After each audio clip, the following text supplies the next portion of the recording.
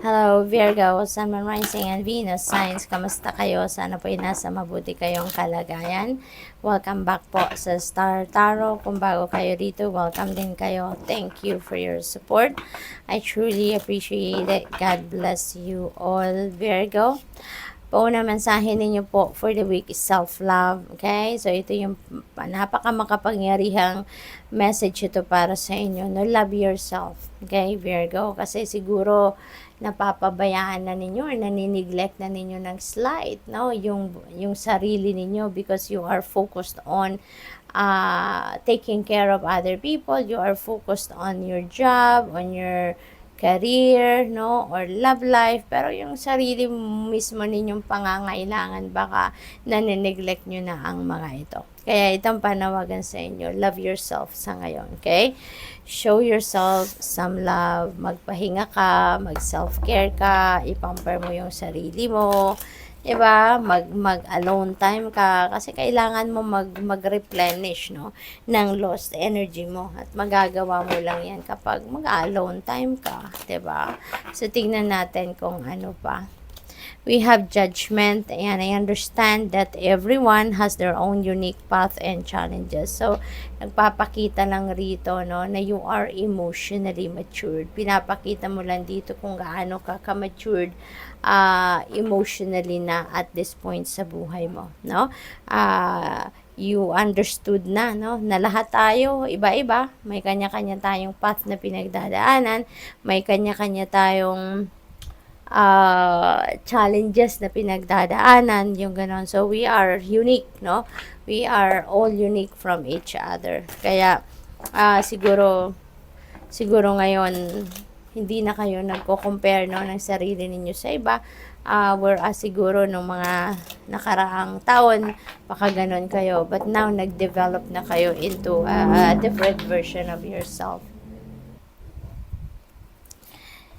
So, your situation for the week, and weaver of visions. So, ang iba sa inyo sa ngayon, Virgo, maybe embodying the energy of weaver of visions, no? Very empathic, very compassionate, very loving, very calm, ano pa ba? Intuitive, sensitive. So, maybe ang iba sa inyo magiging ganon sa ngayon. No? Maaring yun ang peg ninyo sa ngayon. Kalmado, no? Which is really, really beautiful. Pwede rin na heads up ito sa inyo, no, Virgo, na around this time, siguro maraming guidance, no? Intuitive guidance, intuitive nudges, intuitive messages na maaring dumating sa inyo dito. Kaya you also need to pay attention, to your intuition kasi you're going to be highly sensitive. Yung intuition ninyo will be highly sensitive around this time. Okay? So, what else? We have the oldest one. Ayan. So, maybe ang iba sa inyo dito, pwedeng pwedeng teacher kayo, no? Baka spiritual teacher kayo, or baka spiritual counselor kayo, yung mga ganon. Or pwede rin na kayo, you're a person of wisdom, no? Siguro, ang dami nyo nang alam sa buhay, ang dami nyo nang natutunan sa buhay in the past, kaya ang dami nyo nang alam, no? You are seasoned in life na in terms of life's experiences siguro, kaya ang dami mo nang na-share sa iba, no? So, pwede talaga na mentor din kayo or spiritual guide kayo, yung gano'n, no? Pwede rin na ang iba sa inyo rito is going to be siguro mag-share kayo ng knowledge ninyo, no? Kung hindi man kayo teacher, siguro advisor kayo, siguro may mga tao ngayon na lalapit sa inyo at maghihingi ng advice, maghihingi ng opinion ninyo, yung mga ganon, no? So, good luck sa iyo, Virgo. We have the Enchanter. Ayan, so this is a new beginning energy, Virgo. So, pwede na ang iba sa inyo rito,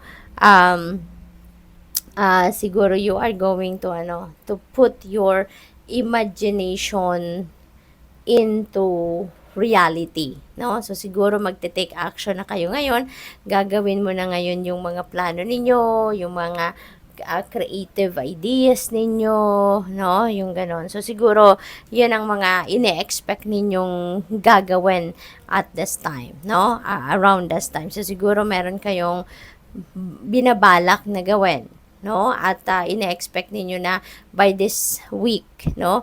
Kailangan na ninyong matapos ito. Kailangan na ninyong masimulan, kailangan na ninyong magawa. Kasi ano din kayo yung this time din isa din sa mga focus din ninyo other than making your ideas come to life. Ang isa din sa mga focus ninyo sa ngayon is gamitin din ninyo yung wisdom ninyo, 'di ba? Sa kung ano man ang magagawa ninyo at this time. Tulad na lamang nito, 'di ba?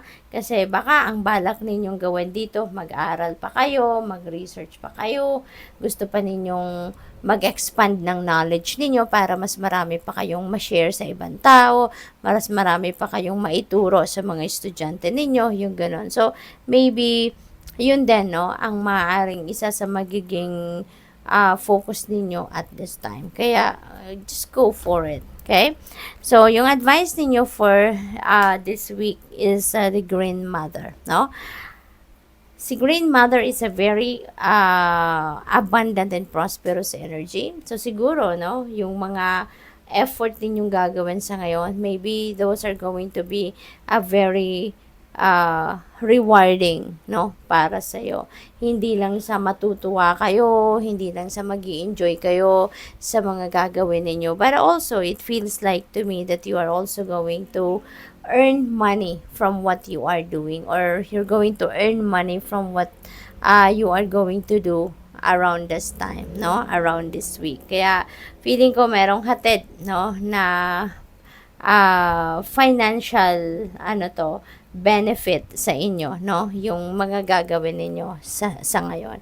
Pwede rin na ang iba sa inyo rito is, because this is very fertile energy din. So, baka ang iba sa inyo, baka manganganak, no? Baka buntis ngayon, no? At baka kayo ay mag-welcome na ng baby, no? Of course, this is not going to resonate with everyone, so just take as it resonates po. Diba? Kung kayo'y buntis, baka nga manganganak na kayo, or baka kayo ay nagsisimula pa lang magbuntis, 'di ba? So, anong outcome ninyo sa ngayon? Four of Visions. Ayan. So, maaaring meron kayong mamiss na opportunity rito, no? Pwedeng meron kayong mamimiss na opportunity, kaya you will be feeling alam mo yun, yung parang mawawalan kayo ng gana, mabibwisit kayo, at siguro dahil nga baka meron kayong mamimiss na opportunity. So, focus lang kayo ngayon, Bigyan din ninyo ng panahon kung ano yung pwedeng kumatok na oportunidad sa inyo sa ngayon. Give it time, no? Give it time. Kasi baka ang tendency dito, kaya mabuburyo din ang iba sa inyo. Kasi baka pagdating ng oportunidad, hindi ninyo papansinin. 'Di ba? Or baka didedmahin nyo lang. Kaya mamimiss ninyo ito. So, this could be a heads up para sa'yo na kapag may kumatok na oportunidad, ibig sabihin that's for you, look into it. 'Di ba? Look into it para hindi ninyo mamiss. Para tignan nyo muna before you totally ignore it. 'Di ba? Kung hindi nyo type, di wag, 'di ba? Pero kung who knows, 'di ba, matay pa ninyo, matipuhan ninyo, magustuhan ninyo yung oportunidad, di nandiyan na. So this is really a beautiful blessing, hindi ba? So tingnan natin kung anong final message ninyo for the week. We have Two of Cups. Ayan. So may partnership, no? Merong partnership na magaganap dito. Meron dadating na pwedeng magiging kapartner ninyo. Pwedeng kapartner ninyo dito sa gagawin ninyo, 'di ba? Dito sa project ninyo. Or pwede rin naman na yung dadating sa inyo dito, business partnership. Or pwedeng merong mandiligaw kung single pa kayo, 'di ba? So pwedeng merong dadating na magpapakilig sa iyo. So that is possible. So good luck sa iyo. Thank you for watching. Love and light. Namaste.